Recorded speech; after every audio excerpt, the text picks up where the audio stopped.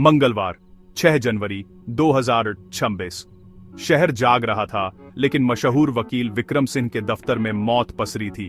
उनकी महंगी कुर्सी पर बेजान शरीर, खुली आंखें, जैसे आखिरी पल में किसी को पहचान रहे हों। दफ्तर में सब कुछ अपनी जगह था, सिवाय विक्रम सिंह की जिंदगी के। उनकी मेज पर फाइलों के ढेर के ऊपर एक कोर्ट नोटिस रखा था, आज की ही तारीख के साथ।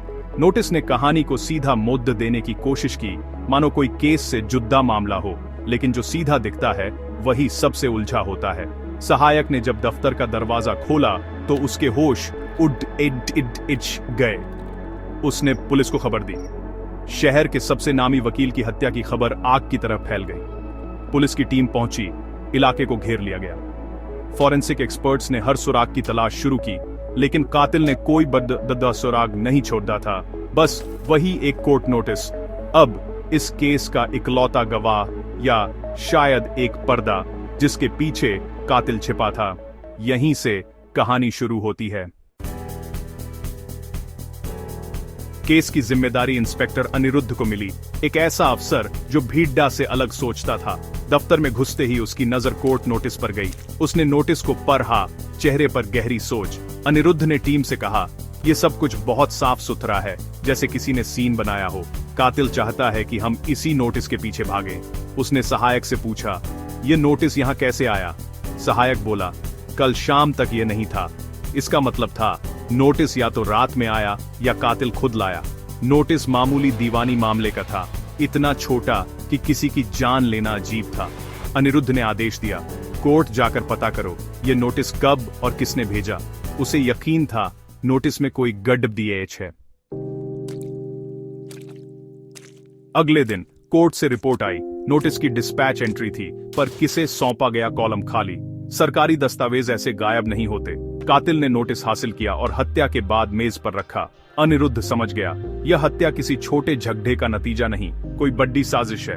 उसने टीम को समझाया, कोर्ट नोटिस धोखा, हमें असली वजह ढूंढनी है। विक्रम सिंह किस बड़े केस पर काम कर रहे थे? अब जांच नए सिरे से शुरू होनी थी। दफ्तर की दोबारा तलाशी का आदेश दिया गया। इस बार फाइलों में नहीं, छुपी चीजों में सुराग ढूंढना था। असली खोज शुरू हो चुकी थी, उस राज की जो विक्रम सिंह की मौत की वजह बना। टीम ने दफ्तर का कोना कोना छाना। एक किताब में छुपी पतली डायरी मिली, विक्रम सिंह की लिखावट में।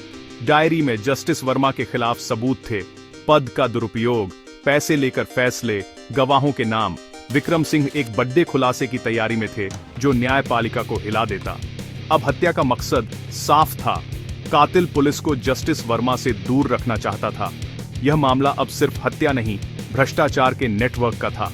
अनिरुद्ध ने टीम को सख्त हिदायत दी, यह जानकारी लीक नहीं होनी चाहिए। कंप्यूटर और लैपटॉप फोरेंसिक जांच के लिए भेजे गए। डायरी अब गुनाह के दरवाजे तक ले जा रही थी। अब पूरा ध्यान जस्टिस वर्मा पर था, लेकिन सीधे पूछताछ आसान नहीं थी। पहले उनके करीबियों पर नजर रखी गई। सबसे पहले शक गया ड्राइवर राम भरोसे पर। 15 साल से वफादार, लेकिन हाल में बेचैन। राम भरोसे की कॉल डिटेल निकाली गई। हत्या वाली रात, पब्लिक फोन बूथ से कॉल। उसे पूछताछ के लिए बुलाया गया। पहले नकारा, लेकिन सबूत दिखाने पर घबरा गया। उसने कहा, मैं बस वहां से गुजर रहा था। लेकिन पुलिस जानती थी वो झूठ बोल रहा है। अभी तक कोई ठोस सबूत नहीं था जो उसे हत्या से जोड़ दिख सके। अनिरुद्ध ने फैसला किया, अब टेक्नोलॉजी का सहारा लेना होगा। अनिरुद्ध ने ई कोर्ट्स पोर्टल के लॉग्स खंगालने का आदेश दिया। हर नोटिस की डिजिटल ट्रैकिंग।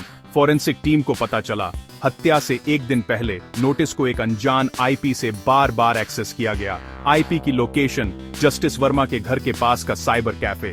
कैफे पर छापा, सीसीटीवी फुटेज देखी गई। एक आदमी राम भरोसे जैसा हुलिया। अब राम भरोसे की संदिग्ध गतिविधि और फोन बूथ की मौजूदगी, दोनों सबूत जुड़ गए। अनिरुद्ध ने टीम से कहा, हर क्लिक एक निशान छोड़ देता है। अब बस एक आखिरी कड्डी चाहिए थी, जो राम भरोसे को हत्या के मौके से जोड़ दे।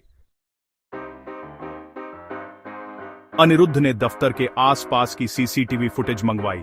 घंटों की फुटेज खंगाली गई। एक गली के कोने में जस्टिस वर्मा की गाड़ी रुकी। एक आदमी उतरा, विक्रम सिंह के दफ्तर की ओर गया। उसकी चाल ढाल राम भरोसे से मिलती थी। आधे घंटे बाद वो खाली हाथ लौटा। उसके हाथ में फाइल थी, लौटते वक्त खाली। अनिरुद्ध समझ गया, वो सबूत चुराने गया था। विक्रम सिंह ने विरोध किया तो हत्या हो गई। कोर्ट नोटिस मेज पर रख दिया गया।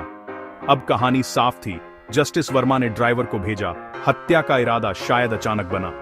अनिरुद्ध के पास अब इतने सबूत थे कि गिरफ्तारी का समय आ गया था।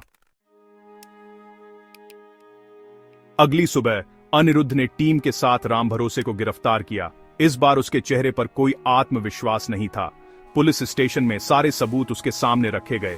Phone call, cyber cafe, CCTV footage. आखिरी फुटेज देखकर राम भरोसे टूट गया। जमीन पर गिरकर रोने लगा। उसने कबूल किया, साहब, जस्टिस वर्मा ने कहा था सबूत चुरा कर लाओ। मैं बस फाइल लेने गया था, लेकिन वकील साहब जाग रहे थे। डर के मारे मैंने पेपर वेट से वार कर दिया।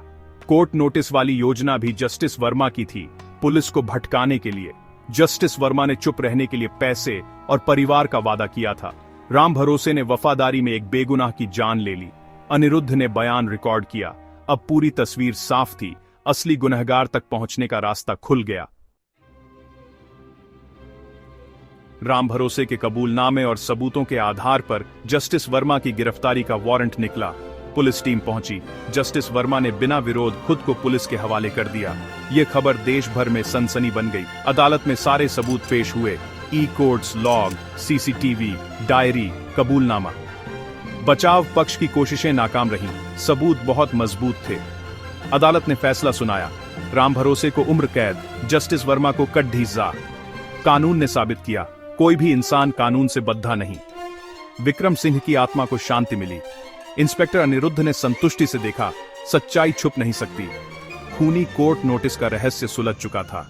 इंसाफ की जीत हुई।